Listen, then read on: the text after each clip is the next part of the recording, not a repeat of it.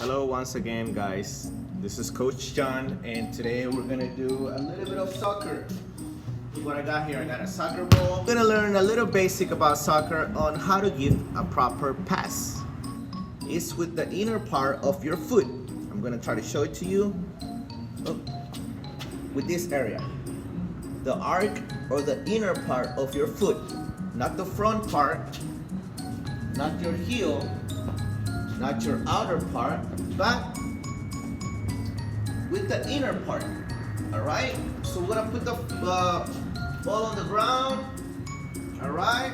And we're gonna start practicing. You can practice against a wall, or you can just do passes. So we're gonna start with the inner part.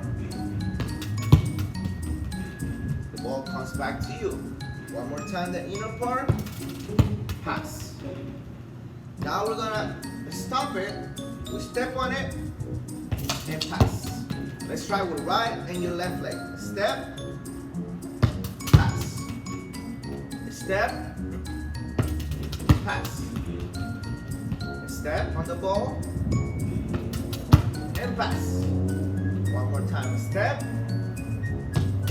and pass.